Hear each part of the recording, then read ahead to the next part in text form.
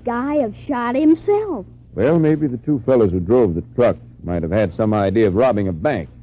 So they bribed this night watchman to let them into the second floor of that building. See, Tom, at First National Bank's on the ground floor. Oh. And maybe our friend took a gun along just in case the racketeers tried to double-cross him. Then he accidentally shot himself, was afraid that an investigation would tie him up with the robbery. So he might have tried to make out like someone else had done the shooting. Jeepers. Crooks just don't have a chance, do they? I'm afraid they don't, Tommy. Sooner or later, the law always catches up with them. And, Tommy, while it's true G-men are specially trained to collect evidence and apprehend criminals, even shoot it out with them when necessary, there are times when these G-men most depend on their ingenuity alone to crack a case. How do you mean? Well, let's bring another stolen car into our case. You mean a stolen car to fit into this case we're imagining? Absolutely.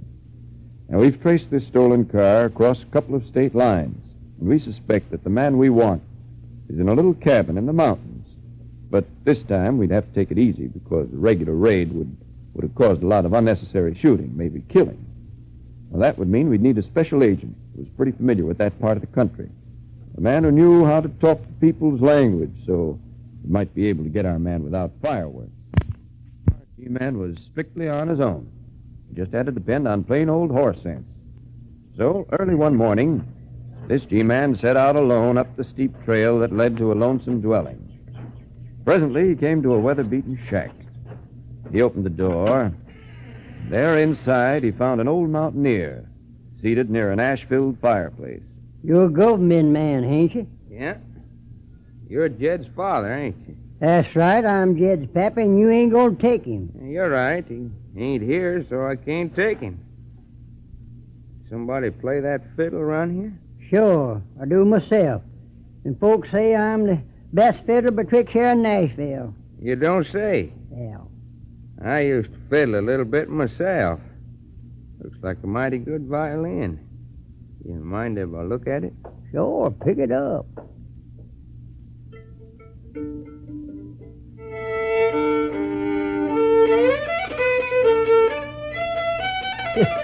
Well, but dog, you can play that thing.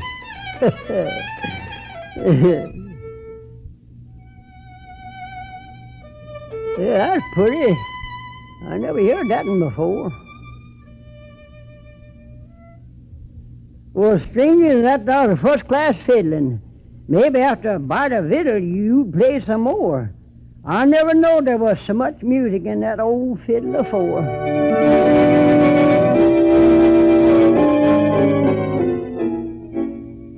Well, I gotta be getting back. How about Jed? You want him, don't you? No, I don't want him. The government wants him. You know how it is when the government wants a man. It may take days or months or years to get him, but the longer it takes, the worse off he is. Look here, stranger. I reckon you're all right. I like the way you talk, and I like the way you fiddle. I'll have Jed at the sheriff's office tomorrow noon. Noon tomorrow. Well, so long till then.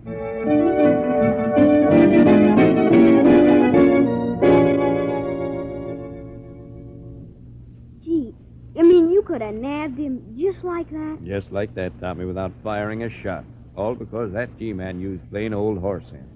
Besides, by making friends with Jed's father, he was able to get quite a bit of information. You mean you could have got the goods on the whole gang? Well, maybe not the whole gang, but on enough to know definitely that everything was planned by one mob. The cattle rustling, the attempted bank robbery, everything. Frank O'Connell, eh? Could have been. At least we'll presume that all the men we'd watched so far had worked for O'Connell at one time. Then why didn't you nab O'Connell? We hadn't completed our case. Wow, this case is getting bigger and bigger. For instance, we might have had to call on that gentleman over there. Why? What's he doing? He's checking a clue under a comparison microscope. Here, take a look at this display. What are they? Hairs, Tommy. Hairs from different animals, as well as a collection of slides showing 28 distinct shades of human hair. This is known as the hair and fiber section. Does it have something to do with our case? Well, let's see if it does. Let's suppose that our crooks, like all crooks, finally ran up against the wrong man. A few days later, local police officials found a murder on their hands. It happened in a small filling station just on the edge of town. After 2 days of exhaustive search, the officer in charge of the investigation reported to his superior. Got anything on that filling station murder, Sergeant? Not a clue, Captain. No fingerprints. No footprints worth checking. The murderer wore rope-soled sport shoes. You know, apparently he just walked in, stuck a knife in the old man, and cleared out. Oh, that's fine. Just dandy. Reckon the old man was tied up in black market gasoline. Not a chance. Why, just the other day he chased a fellow out of his place and tried to peddle some coupons to him. You say someone did try to sell him coupons? That's what I was told. The old man's a stickler for honesty. So he chases the guy. Hey, wait a minute. Why didn't I think of that before? Hello? Yes? Oh, in his left hand, huh? Nothing else? Okay. Coroner's office found a couple of hairs in the old man's left hand. Hey, Chief, I just thought of it. The old man tossed out the last guy that tried to pump gas coupons on him. Now, suppose the same guy tried again. He might have gotten pretty hot, threatened this guy, And the guy knifes him. Well, it's a good guess. Find who tried to sell him those gas coupons.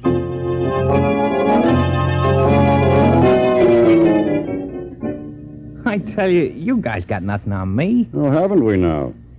Would you be interested to know you're booked for murder? Fat chance. Where's your proof? So it's proof you want, eh, Anderson? Remember that filling station killing last week? What about it? Just this about it. The murdered man tangled with his assailant just before he got a knife in his ribs, and a couple of hairs got caught in a ring he wore on his left hand. Very interesting. So now you got a couple of hairs. You wanted proof, Anderson. You're carrying it under your hat. The hairs in the hand of the murdered man match yours exactly.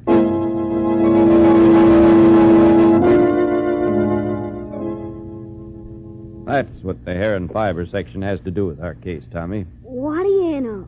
They pinned a murder rap on Anderson with just a couple of hairs. Yes. And that would have just about sewed up our case, except for one thing. What was that? O'Connell tried to drop from sight entirely. How could he do that? He couldn't, but maybe he thought he could. Let's suppose that he tried to dodge fingerprint identification. You see, Tommy, skin corrugations on the fingers appear about 3 months before birth, and they never vary. The criminal knows this.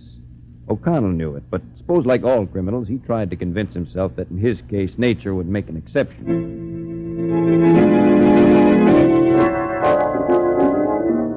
All right, O'Connell, let's remove the bandages and have a look at those fingers. What a sweet surprise the feds will get when they check my new fingerprints. You know, O'Connell, if this works, it'll be the first time. What do you mean? It'll work. It's got to. No man's fingerprints have ever been changed by an operation. All right, come on. Get those bandages off, Doc. Okay. There you are. That's a ticket. No fingerprints. Well, I can't even... Hey, Doc. Look at that finger. Uh-huh. And that one. Yeah. I told you it wouldn't work, O'Connell. Your fingerprints are coming back just as they were before I operated.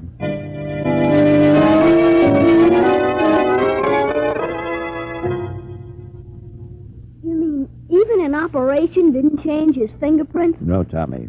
Fingerprints cannot be changed. Acid, burn, surgery, nothing affects them for long. That's why the 91 million prints that we have on file here at the FBI are the biggest man trap ever devised. Wow. What'd O'Connell do after that? O'Connell went back to his old hideout, but we already had that spotted. Then, to clean up the case, of course, we would have planned to attack at night. Let's imagine that shortly after midnight, the lead car drew up a short distance from the hideout. All right, man. We've blocked all roads. There's no chance for them to escape. Have your guns ready? Okay, Chief, we're ready for him. All right. You! Inside there! The house is surrounded! Come out with your hands up! They heard you, Chief. Looks like we'll have to smoke them out. Come out! Or we'll come in! The whole gang's in there. All right. Drive them out. Are you ready to come out yet? Well, give them the tear gas. Right. Here they come. 1, 2, 3, 4, 5, 6. Only 6 of them, Chief. There should be 7. Whatever's left in there, better come along. No, I don't, Cumber. You want me, come and get me. That's O'Connell, Chief. He's upstairs. Guess why the gas didn't get him. Give him another dose. That'll bring him out. No. That did it. Here he comes. Watch it.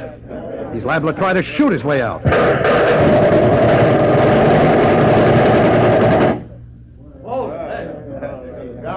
All right, men. Load the rest in the car. What about O'Connell, Chief? Well, I think we'd better have the morgue handle that. That last blast got him.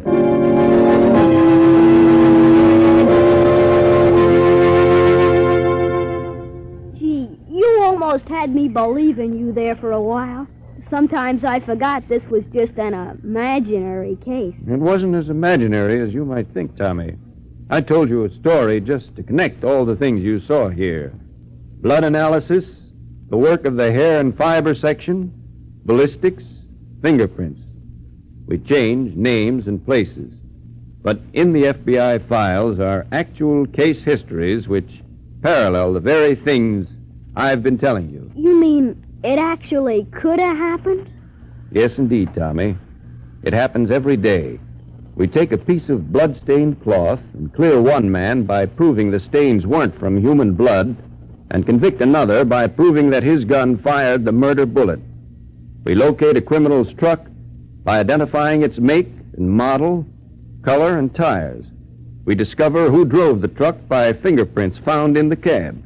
And finally pin a murder rap on a black market operator by identifying a couple of hairs caught on the ring of the man he killed. What do you think about that? Oh, boy. I'm gonna be a G-man when I grow up.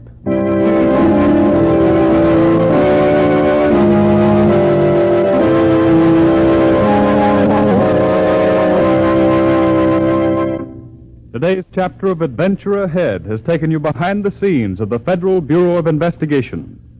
For obvious reasons, names, dates, and places were purely fictitious, but the entire story was based on actual incidents and factual material contained in the book Inside the FBI by John J. Florida.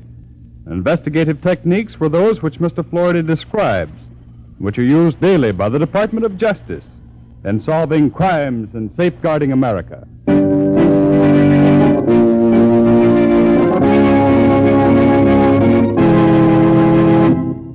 Today's chapter in Adventure Ahead was adapted for radio by Howard Caraway and was directed by Joseph Mansfield. Music was by Doc Whipple. Adventure Ahead is presented as a public service by NBC and its affiliated independent stations. This is the National Broadcasting Company.